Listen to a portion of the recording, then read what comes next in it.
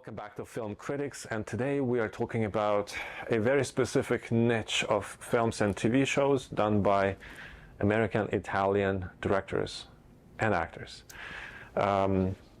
Today our guest, the kingmaker, Mr. Cologna, the worldwide, one of the best producers in the world, will be sharing with us his perspective, his opinion, because you are, sir, in this business of film, and also this is your culture. American Italian culture. I would like to begin with, again, thanking you for coming to the show, and it will be okay if there are some topics that we don't have to discuss. Thank you. You know, there is such a thing as omerta. Well, thank you, Victor. It's always a pleasure to be here. Thank you so much for inviting me. I'm honored. The pleasure, the honor is mine, is ours. Let's begin with the Goodfellas, sir. Oh, wow. One of my favorite films. Exactly. Why is it such a good film? Tell me, what, in your opinion, why is that film so great? That was my question, actually. I'll give you my take on it, but go ahead. You tell me yours. There's so many reasons why it's great. Which are? No, come on. I asked you first. Come on. Well, to me, Martin Scorsese, he creates classic, right? There are things which I think I could have made a little better. Certain things, they looked a little fake to me. Too much of acting. The fight when the gentleman took off from his car with the gun and he smashed the neighbor's face, right? You could tell it's filmed, it's fake, right? It wasn't real. Or some of the scenes where would they laugh, and that was overly exaggerated, not natural. You could tell. Well, let's talk about the good things, the things you liked about it, because I know you loved it. I love the whole thing. Right? It's a master of making the film. From the picture, from the story, everything. There's nothing that I would, criticize in a bad way. There are certain things which I would love to ask Martin Scorsese why he filmed it this way, just to learn. I have tremendous respect for the gentleman. But why this film is considered to be one of the best? Because it resonated. It showed human emotions. Mm-hmm. And this is something that we don't have in many movies today. Yeah. You watch a Marvel film with superheroes, and some of the acting is plastic, whereas that film, you could feel the intensity that every actor felt. Ray Liotta, when he was riding high, you could be there with him. Mm-hmm. At the same time, when he was afraid because the helicopter was observing him and he was still trying to rush home to make the sauce, and at the same time get the cocaine from the girl that he was with, sleeping with her, running back. It was a downfall. Mm-hmm. But you could sense that. You could feel the spiraling out of control. Mm-hmm. And what made that movie great is that it showed the human emotion. Mm-hmm. And I loved maybe the little detail of the beating of the face is one thing, but at the same time, the impact, the strength was there when he's defending the honor of his girlfriend. Mm-hmm. Poetry. Mm-hmm. And something that you don't get these days. And the camera work, the cinematography was amazing. That is very true. The push-pull was out of this world. So good. Yeah, and you feel the warmth. You feel all the colors of and the transition from the 70s to the 80s. Placing some historical facts in there. Maybe, I don't know, perhaps some of them embellished a little bit, but still keeping it in a chronological order. something that was not done by another great director that did the movie about the FBI. You've seen that one, right? Yeah, yeah. Prior to Godfellas, Goodfellas, we had The Godfather. If we talk about that sequel, right? What was your first take when you saw it? And then how could you, if you could, of course, make a little comparison, because these films, to me, they do feel differently. Well, the Prince of Darkness film, The Godfather Part 2, and it had a darker, ominous feel to it that did not translate very well when it was converted to VHS tape, which came out before the DVD, et cetera, et cetera. You really had to appreciate that in a movie theater, not as home video. Because then you still, even though it was dark, you noticed everything, whereas the home video version was too dark, which is younger people like yourself didn't get to experience that.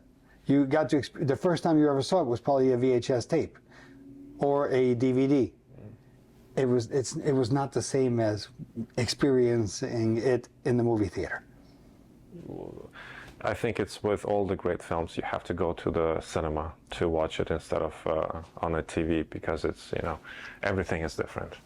And that is something that people like James Cameron, directors like James Cameron, are pushing for. This is what we need. We need to preserve going to the movies. It can't just be something on your cell phone, telling a story. It's not the same thing. That whole experience of sitting there and being in that giant silver screen, being part of it. When you watch it on a cell phone, you're like, oh, okay, that's good. When you see it in front of you, it's larger than life, you're part of the movie. You're immersed in it, and that's the way it should be. Yeah, and nothing distracts you. Well, you see, right now we're living kind of in a fast food world. When I would watch something on my phone, or people scroll 15-second, 20-second videos instead of focusing, and you know, it takes some discipline to finish up the whole film without grabbing your phone or texting someone.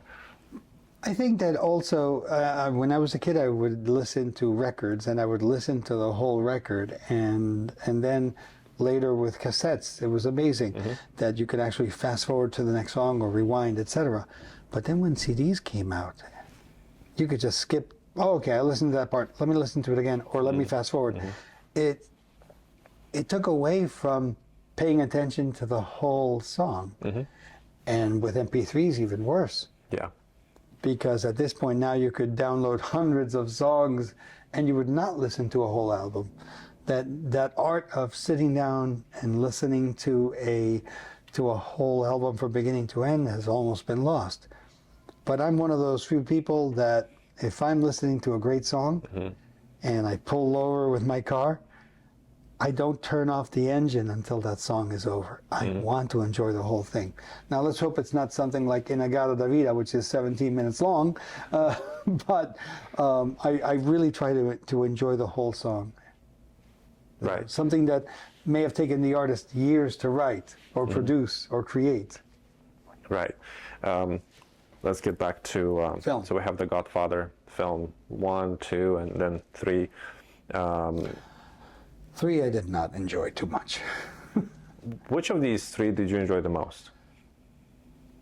There is a version that was created where they mash up in chronological order The Godfather Part 1 and 2. And it starts with the Godfather moving to America, his mother getting killed, and then blah, blah, blah. And then it goes back into the ending of Part 2. That's my favorite version of it. The one that mixes parts 1 and part 2 together in chronological order. That was very good. Okay, I'll have to find that one because I just watched the 3. I think that they're both amazing, but they're different films. But if you watch it in chronological order, you get a feel for the saga. It's 6 hours. I watched it. I could not stop watching it. I was watching it with my mother a long time ago, and we just kept popping in the next tape and the next tape and the third tape.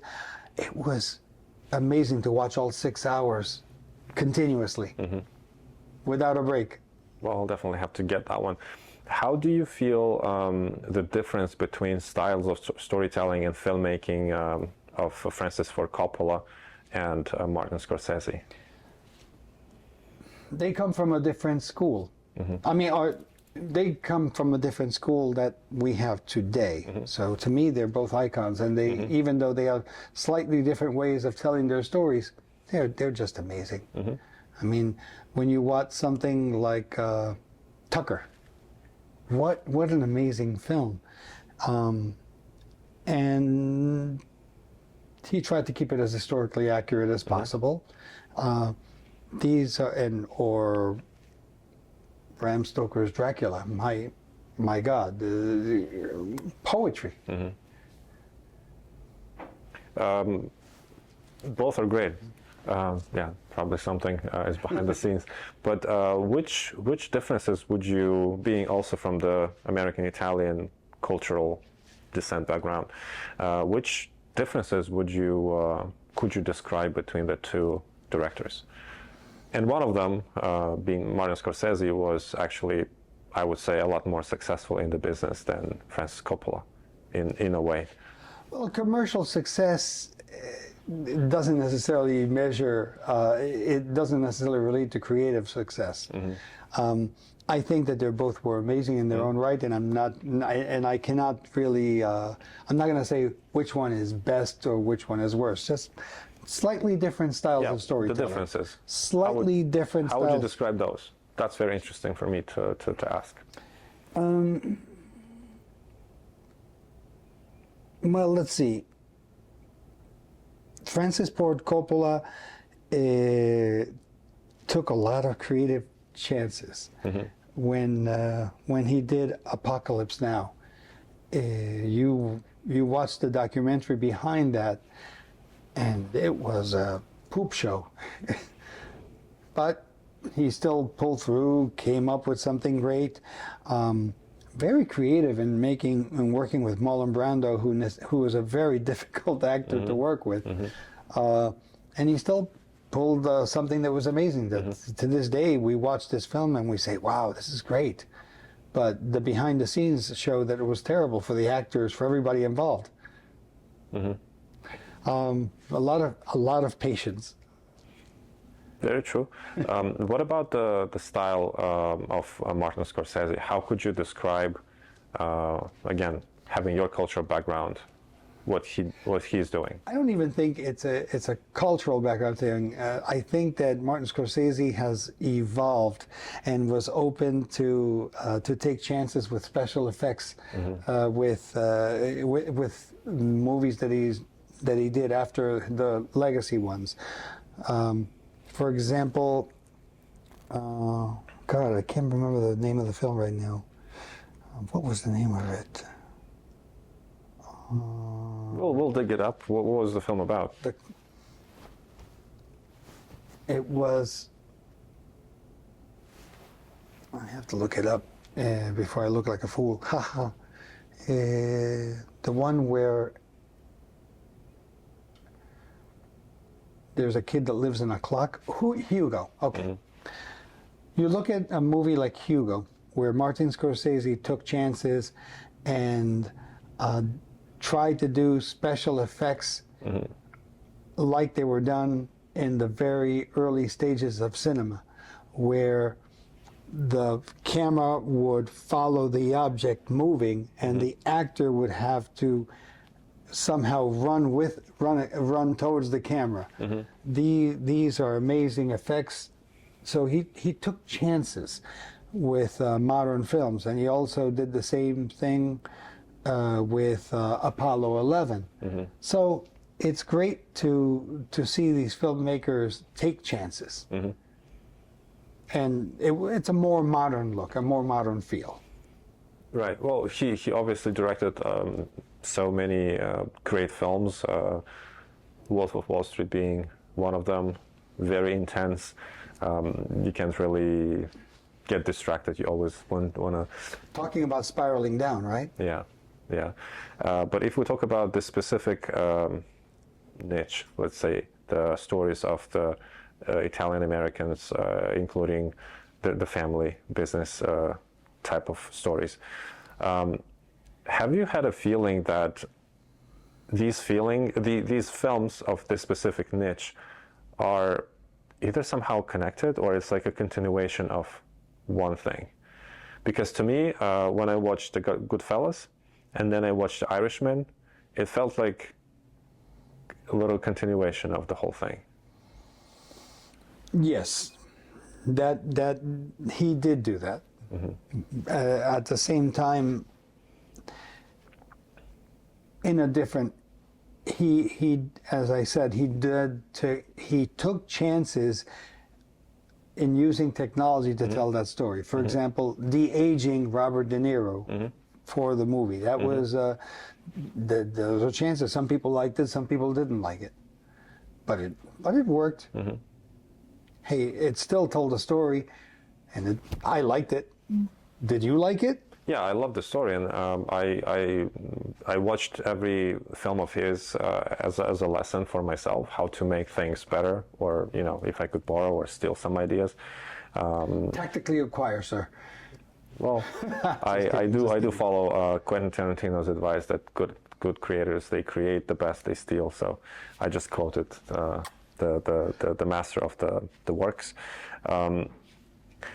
To me, in Hollywood, this side that it's a business, right, and it gets you to a point of success. I think it's still very important, because you could create something really creative, but if no one is interested in watching and buying the ticket, it's not gonna be as successful as the Goodfellas, for example, right? Right.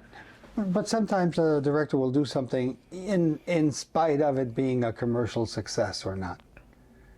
Sometimes they do it because it's a vanity project.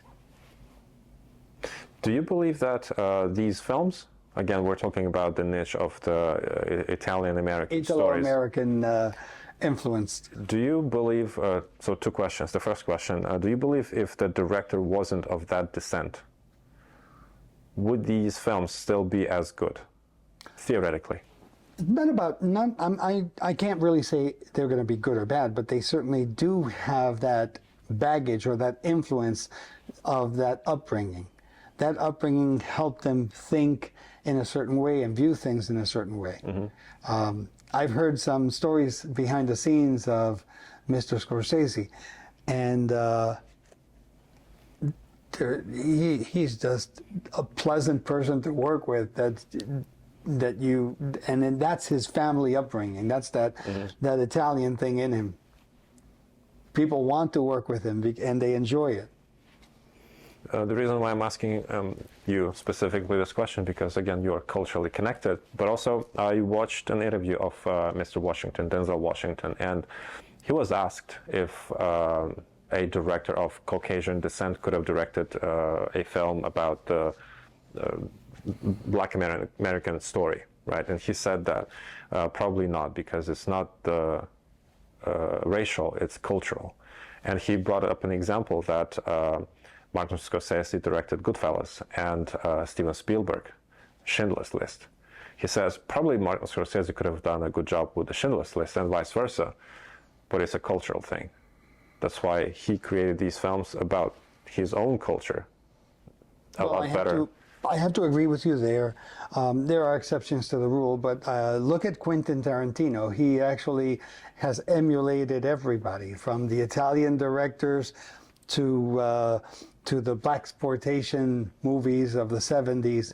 And he's not black, but he writes these scripts for Sam Jackson that are just amazing. And he's not black, yet it's as good. And he's not Asian, yet what a great job he did with Kill Bill.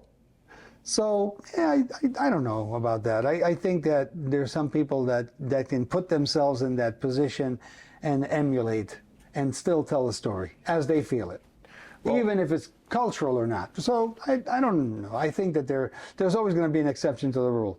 Exactly. That's probably something very individual, because what we can tell about the genius of Quentin Tarantino, which to me served like number one mentor, and He's amazing. I hope to meet him one day.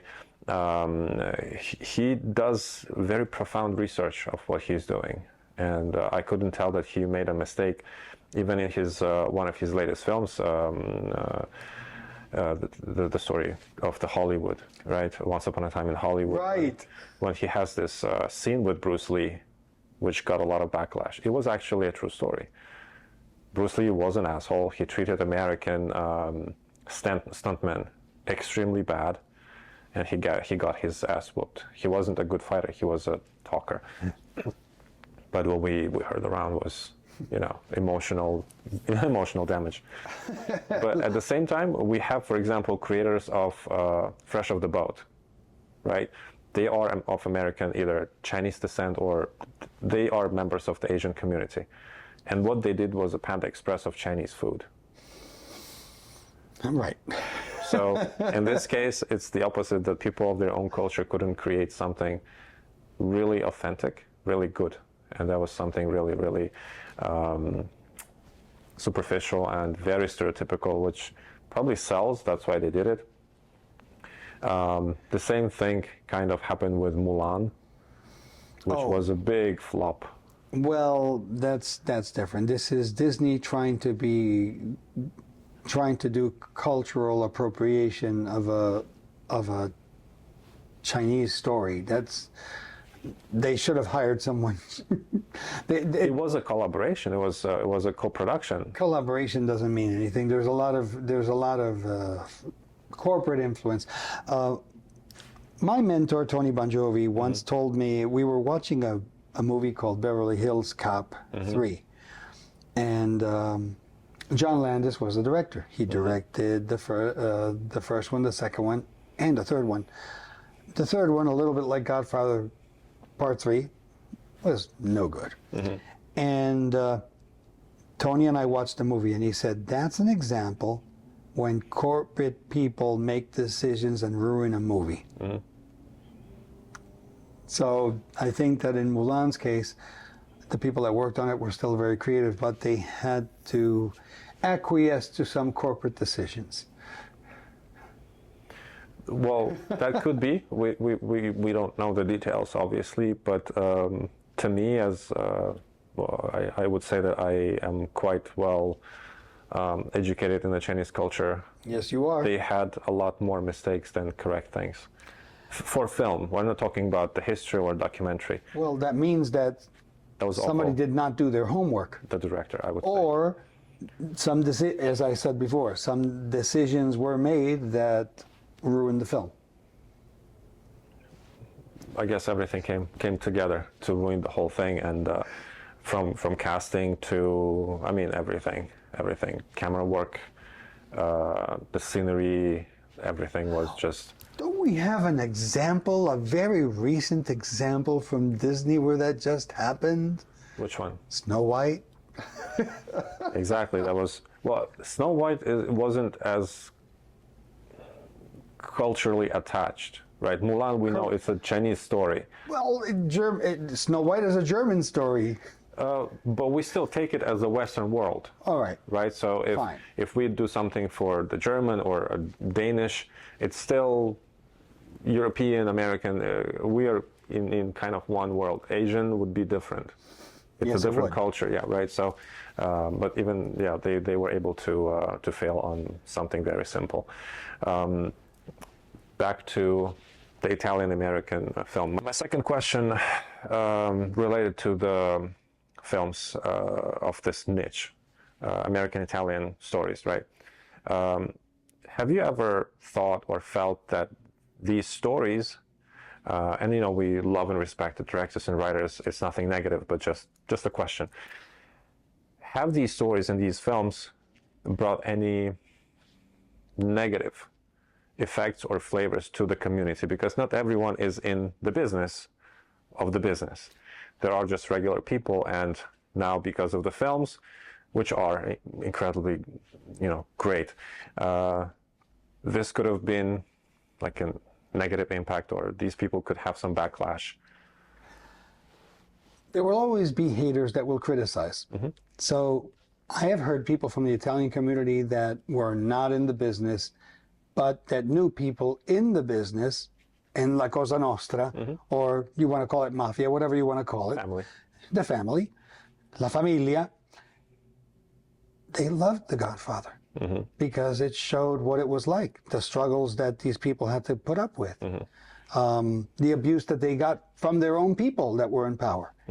So it told a great story, and they didn't feel that negative. And if you notice that there are certain morals that when certain people crossed certain boundaries, they were punished by their own too. So it is a good story. And they also mixed some historical facts inside these movies, but that's another story. Right. But it is funny that some people that complained about these movies, about the cultural insults, et cetera, were not even of Italian descent. Okay. So wait a minute. Something just happened with that with a brand of syrup, Aunt Jemima.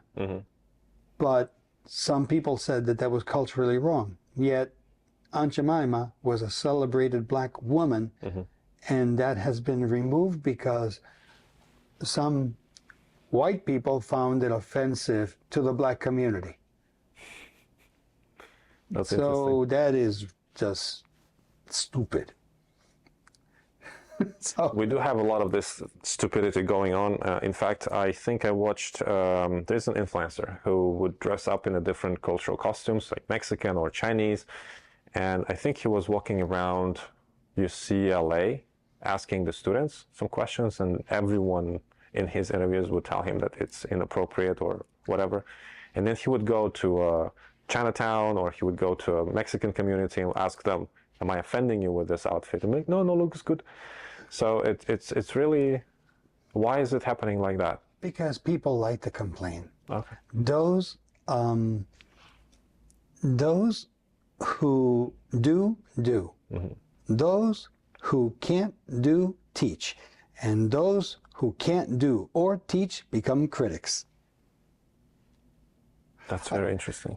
I loved what Spielberg said once. He said, I can't criticize other people's work. Don't ask me to criticize somebody else's work. You know, it is what they did, and that's great. So that's a good way of looking at it. You're not going to see someone like Spielberg who could give master classes around everybody on how to make a good film. He has done a couple of doozies, you know, but only a couple. But for the most part, what a genius. That was a very interesting quote that you mentioned. Would you mind repeating it again? Those who do. Those who do, do. Right. Those who can't do, teach. Those who can't do or teach become critics. And we're not talking about the critic's choice or the journalists, because those people, they do. We're talking about the complainers. Correct. The haters. The haters, exactly.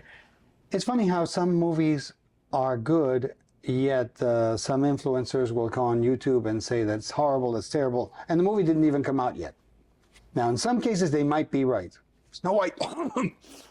But in most cases, they're not. They're just haters. They just get a lot of views by criticizing, by talking about how bad somebody did a job. You know what? When they start doing their own motion picture, then give me a call. That's a very interesting thing that you mentioned, because this world of social media, or as sometimes we call it as non-professional versus professional TV and film, there's such a disconnect, and there is this quiet hatred of them, social media world people wanting to be in the media. One of the perfect examples, and with no disrespect, they're great at business and they make tons of money. Jake Paul and his fight with Mike Tyson. Oh, God. And I get it, it's a show, but what I see is that folks from the social media world of non-professional media are trying to get themselves into the professional media. We'll see how it works, but the source that you mentioned, they would create reviews. They do that for the views, so they make the money. There are a lot of people that are just out there to bring the whole business down for the sake of their own views, and that's a shame. But you and I are not in that business. We're not going to criticize just for the sake of criticizing. We have our own opinion. We may like something or not like it, whatever, but that's our opinion. But I don't want to criticize any work of anyone that busted their patience and busted their soul in creating a motion picture, with how hard that is. When you're the director of a motion picture, you are the general. You're in charge. And if you were able to finish a motion picture, my bald spot and my hat goes off to you. It's a lot of work to do it. Whether it was great or not, hey, beauty is in the eye of the beholder. Right. Well, whichever project I work on, I always appreciate your criticism, as well as if I could get some words of criticism from Martin Scorsese and Crow, that would be amazing. Constructive criticism is great. I love the story, and everybody knows this already, that Star Wars was saved in the edit by George Lucas's friends. I mean, maybe the story is embellished a little bit, but I heard that he showed it to his friends, famous directors, and they said, this isn't good. And his wife re-edited together with other people, and they grabbed portions of the movie and with voiceovers were able to fix the movie, and then it became what it is today. But the original story was missing a few parts. Well, we did the same kind of thing with My American Family when we. You were amazing. What you did with what you were able to accomplish with that was amazing. Well, that's probably a very strong compliment. It's sincere. But it was my film school, and when we were beginning with the pilot, I didn't have an idea where would it go, and then a few things happened here and there, and then we ran the season. COVID hit, and I'm getting calls from SAG telling me to stop filming. Only essential businesses should work, and I'm asking them, that's no problem. I'll comply with the rules, but isn't it essential business for the actors because they get paid, and you're not paying them? Am I correct? I'll call you back. They called me back. No, you have to shut down the show. I mean, so we saved the whole thing, and we did what we had to do. You saved it in the edit. Yes, and also with your help with filming in New Jersey, New York, we filmed in other states, which were a lot more smart than. By the way, we were COVID compliant. Yes, and we obeyed the rules. That's why we didn't film in California. We filmed where we were allowed to, by the laws. It's amazing. That's amazing. And now what we know about COVID, everything that has come out since. Yeah, well, we knew it back then. But it didn't make sense because no one would actually listen. People were either afraid, but it's not about COVID. It's about, by the way, COVID thing. Another thing which I wanted to discuss with you. I've watched Oscars and the films competing for the Oscars prior to COVID, so 2019, 2020. Then the COVID years and now, right, the most recent Oscar. Oh. To me, and it's just my personal feeling. Again, I'm not a person who would criticize the work of these brilliant professionals.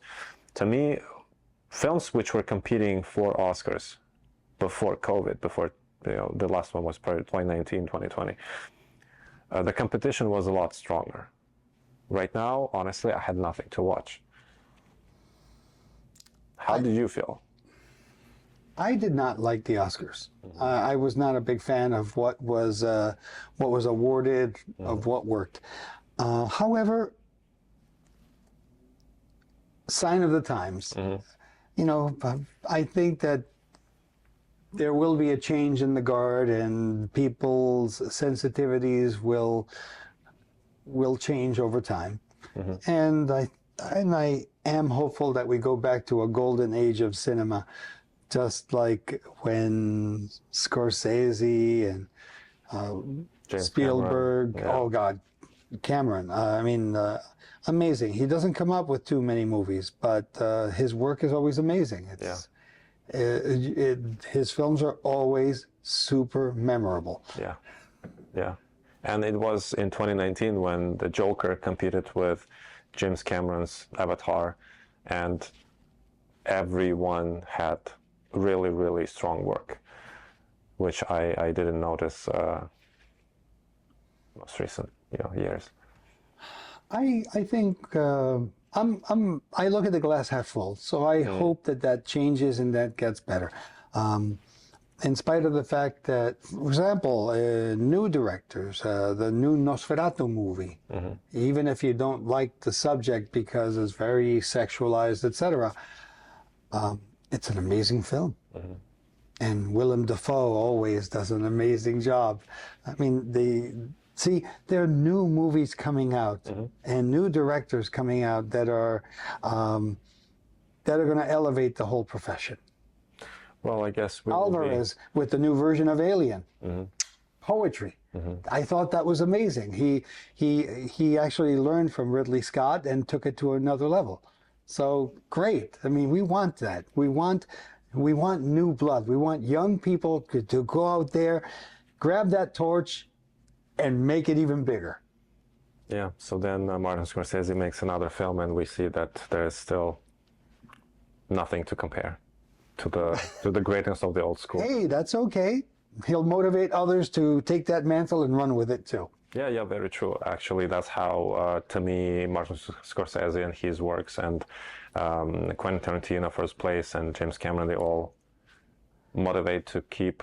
How many years have you been waiting for the 10th movie of Quentin Tarantino? We're just all waiting. Come on, dude, finish it. You promised us 10 movies in your career. And then he's like, well, I'm not sure if I'm going to do it or not. No, you have to love the man. He toys with us. He's one of those creators that we're just waiting. We can't wait to see what he comes up with next. Yeah, and I mean, all of his films, I couldn't tell anything negative. Reservoir Dogs. Wow. Yeah. The first time I saw that, I was glued to the screen. Yeah. I had never seen anything like that. Inglourious Bastards. Amazing. Taking things to another level. Yeah, with that buongiorno. I mean, I wake up and I remember. I speak the most Italian. Well, of course, it was historically accurate when Hitler gets turned into a colander with a machine gun. Yeah. No, okay, maybe not historically accurate, but he took chances with the movie. It was amazing. Yeah, and no one was against that. I mean, everyone probably wanted to have the same outcome. In terms of your business, do you have any plans of making your own feature films? I know you were more in television. Shh. Maybe. Okay. We'll see. I'm not like Quentin Tarantino, but there's something in the works. But we hope something comes together. Well, it definitely will come together. I know that when you take something, it always has everything finished in the best way. So thank you, sir. We'll be looking forward to that.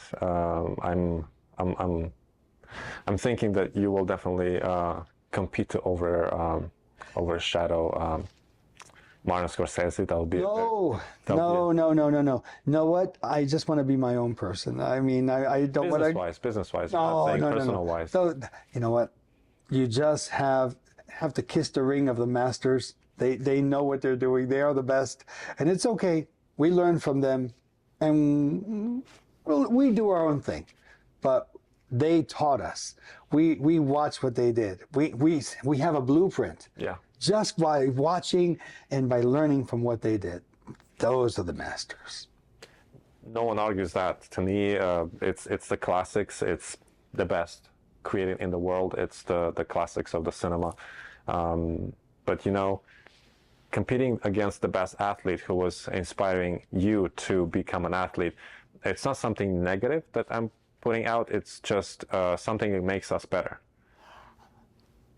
If let's say if we would compete with just ordinary folks we never grow, right? It's just Quentin Tarantino, as he said, it's better to be the worst runner among the best than the best against in the team of worst. So to me, I agree with that. putting my name out there and competing with Martin Scorsese doesn't mean I disrespect him. It means that I reached the level that I can't even give it a try, and even losing makes me a lot better if I didn't try to do that. So that's my approach. Well, sir, with my American Family, it was amazing. You competed against everybody and won the cons. So that was, see, those are just, that's a good example. With my American Family, actually, what I loved was not the film festivals, even though they're great, but that we qualified as a super young green show to compete for the Emmys, right? So there's a qualification to compete for a nomination. And then if you're nominated, you get the chance to. And we were qualified into the group, and we competed against Kaminsky Method. We competed against titans of comedy. And to me, for a first-timer, I was like, holy Domingo. With that show, a lot of people ask me what's going to happen, when is the next season, and stuff like that. And in a way, I could feel how maybe feels either Quentin Tarantino or James Cameron when they create a film once in a decade. It's something that is boiling up, and only when it's ready inside, you put it on a paper. It happened to me with My American Family. When I started writing it, it took me a few years to put things together. And when it was released, there was like a breathe out, empty, yeah. And now, with other shows that we've been working on, it just helped me to put more ideas into what's going to happen in season 2. Which social issues are we facing now in the communities? We'll put them in season 2. Or maybe less social issues. No, maybe in a positive way. Right, yeah, without being pedantic, like Hollywood has been recently. Well, luckily for us in the business, Hollywood has been extremely not successful with creativity. Multiple things were ruining that, including the most recent strikes. And thank you guys. We gave us more business. So keep doing what you do and listen to SAG-AFTRA management. They are fantastic. Talking about the unions, you've probably observed their work for quite a long time. Oh, yes. What is your perspective on their influence in the business? I think that unions are necessary for the workers to get paid. It's very important. Okay. But I just find that some leadership in the unions should be fighting for people to get more work instead of putting sticks in the spokes. Come on.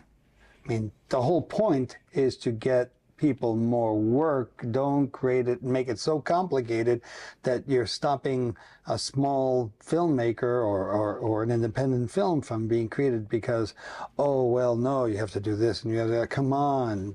They have to have more waivers for the small guy. When you get big, huge, and you have a $300 million budget, go ahead. But don't do that for the small people. Don't do it. You're hurting everybody. You're hurting actors that want to be seen. You're hurting the best boy. Yeah. Yes, everybody that works in the film, from the caterer all the way to the star. Yeah, well, to the aspiring star. Yeah, what I noticed was that there was a lack of competence, because if you are running the whole union, and you need to be a business person, you need to be a negotiator. And what they did in LA, the most recent strikes, they just let a lot of people out of work. People have mortgages to pay, people have families, and they just stopped the whole thing just because they can't handle anything by themselves, and they take the money from the actors. Right? To become a union member, you have to pay about $4,000. Right? So you have to get the money, and How hard is that for a struggling actor? How hard is that for someone that wants to get into the union? It's really hard. A lot of these people are taking second, third jobs or doing whatever. A lot of these people are taking second and third jobs in order to achieve this goal. Mm-hmm. The union should be there to help them. And by the way, if you're going to do something like that, then get them back pay. But you're not fighting for that. Yeah. To me, it was actually a ridiculous thing, because why, when it's a slowdown in economy, why would you go and fight against your employer? What about the writer strikes? The same thing, yeah. Come on. The problem with folks in LA that I see, and it's not 100% with No, everyone. it's not only LA, but And everything is again individual, but just in the bigger picture. People feel more entitled than they actually produce. You don't see James Cameron protesting. You don't see big writers protesting, because their value is there. So if you want to get paid more, just bring more value to the table of the company. Instead, they decided to block everything because of, again, that's my feeling. well, this is why some movies are shot overseas. This is why Sylvester Stallone says he loves shooting his movies in Bulgaria. Yeah, Bulgaria, Hungary, a lot of really good opportunities. But we want the business here because we want the money to be here. Of course. This is our home. This is the... When I see movies proudly recorded in shot in Canada, what? When we have so many great places over here, come on. Yeah, yeah. Well, we'll definitely have to work on that. No offense to the Canadians, but come on. Well, soon to be our 51st state. Actually, you just opened up a can of worms with that one. No, let's see what happens. I don't mind. I think it will be good for everyone, unless some people gather to screw up things. You know, we've noticed that in the history. We have something good and someone has to come and screw up. I hope that we travel a lot. Mm-hmm. We've been around the world. I mean, there are people that travel more than us, obviously, but we've seen the infrastructure in other countries. And why can't we have that same infrastructure here? It's something has been disconnected over the last 20, 30, 40 years. Mm-hmm. Where there was a time when America built these great roads and did these great things, and then suddenly stopped investing in them. And you sleep on your laurels. It's like the person that said, I was an athlete. Yeah, but now you weigh 300 pounds, pal. Yeah. Come on, don't do that. I mean, I used to be. No, what have you done for me lately? Keep that fire going, yeah, always. Yeah. Well, luckily we have here people like yourself. I feel, even though I'm not old, but I feel young, even though I'm not that young. Right. I feel like I'm in unless I look in the mirror, I behave like a person in there. I would say my mental age is 32 years old. Okay. Not too young, not too old. Wise enough, but with that energy to wake up and just conquer the world. Mm-hmm. And then I look in the mirror, I said, damn, I'm not 30. Who is that? Oh, that's me. Wait a minute. And that's what you want. You want to always feel young inside. Mm-hmm. When you feel old, then it starts to get over. You don't want that. You want to always keep that fire burning. I'm happy that now we have our conversations recorded and we can share. I'm sure that our audience will appreciate learning from you. And I'm sure they're going to criticize a lot of the things that I said or we said, but you know what? Hey, that's okay. Differences of opinion are okay. It's okay for you to disagree with me. Just don't burn down my Tesla. Don't do it, please. I don't have a Tesla. I have a Mustang convertible, okay? Big freaking V8 engines, and I have 2 of them. Well, I think that was the most way of closing. That was the most perfect way of closing the episode. Thank you, sir, for coming to the show, for sharing your experience. I wanted to talk with you about these Italian American themed films for a very long time because, well, they're great on one hand, and I do have a lot of questions because they come from a different culture. Well, one thing that we didn't, even though we concentrated on 2 directors, we really didn't talk about the pioneers of Italian filmmaking, like De Sica. Come on, there's a film called La Strada that is just heart-wrenching. Mm-hmm. And there are many films of the dopoguerra, after World War II, that were just so sad and depressing. But at the same time, those films influenced the Italian filmmakers. The Italo-American filmmakers were influenced by people like De Sica. Well, that's great. Then we have more topics to discuss in our next episode. Thank you, sir. Thank you, sir.